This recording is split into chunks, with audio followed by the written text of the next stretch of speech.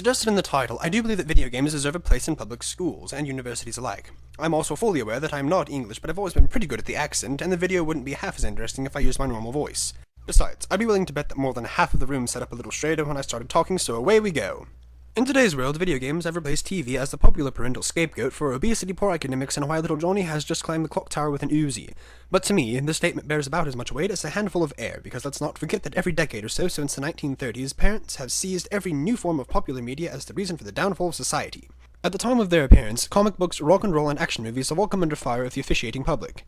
TV tried to avert these unwholesome accusations by starting PBS. It was a valiant attempt at making TV educational, and for the most part was successful. With classic shows like Sesame Street, Zoom, presenting educational material in a moderately entertaining way, it seemed that the naysayers would finally sit begrudgingly silent. No such luck, I'm afraid. While the idea of educational television looked good on paper, it was condemned by one of its major flaws, age group appeal. Let's face it, if you're aged 12 to 35, you're probably not tuning in to catch Teletubbies in the morning or Nova every night, and it's at this stage in life that learning new things is most critically important. And unless you genuinely get into your TV watching, you most likely sit on the couch in a death-like torpor, only regaining consciousness when nature calls. That is why I believe video games actually have a chance in public schools. Of all the other previously mentioned mediums, video games are the only one that is actually interactive, and as any psychologist will tell you, a person who is genuinely engaged in what they are doing has a much better chance of remembering it. Plus, they're appealing to the majority of the school-age demographic.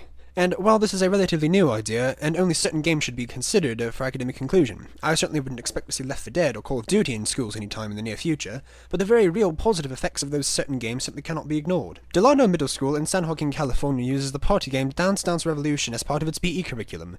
For those that aren't familiar with DDR, I'm convinced that it was originally designed to humiliate the less skilled people for the amusement of onlookers, but I digress. Players stand on a pressure-sensitive pad and stomp on painted arrows in correspondence with the sequence on the TV screen, with music playing in the background. The learning curve makes a sharp turn upward past easy difficulty, so you probably won't be surprised to hear that the game is frustratingly difficult. In that case, get ready for a shock, because it's actually a lot of fun, and a heck of a workout. The aforementioned school saw an increase from 7 to 41% in the amount of students who passed the state fitness test the very same year they introduced the game. That blows the state average out of the water with a nuclear warhead.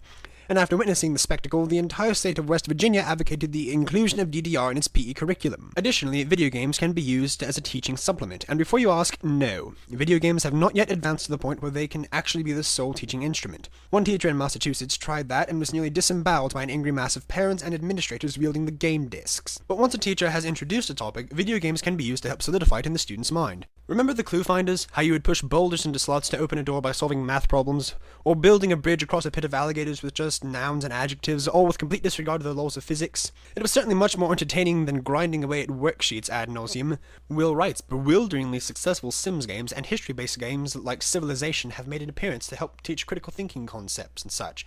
There are even mentally stimulating console games, which brings me neatly to my next item. The Nintendo Wii and DS, gimmicky as they are, have certainly made their presence known in the academic world. With the release of titles like Brain Age and Big Brain Academy claiming to improve mental functionality, researchers are beginning to take notice. Quod erit demonstrandum, said Alston like he actually knows what it means. One study by French psychologist Alan Lurie took 67 elementary school kids, gave half of them DSs and the other half books and board games, and told them to come back in 7 weeks. He concluded that, and I quote, regular homework, reading, playing traditional games such as Scrabble were equally or less successful at enhancing memory than Nintendo's titles Big Brain Academy and Brain Age. Similar studies have been done to judge the effects of playing video games on mental aging in the elderly, the results of which showed appreciable improvement in cognitive health in those who did play video games over those who didn't.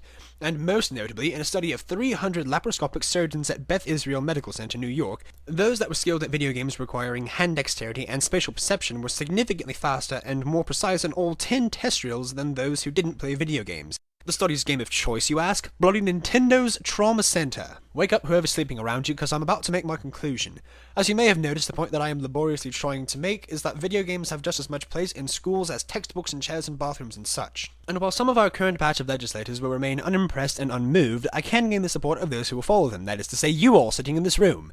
You all will likely be voting on these issues sometime in the future, and I want you to remember that there is more than sufficient support for the inclusion of video games in schools, and until the machines take over and create the Matrix, we could use as much of an advantage as we can get. Let's play some Tetris, motherfucker.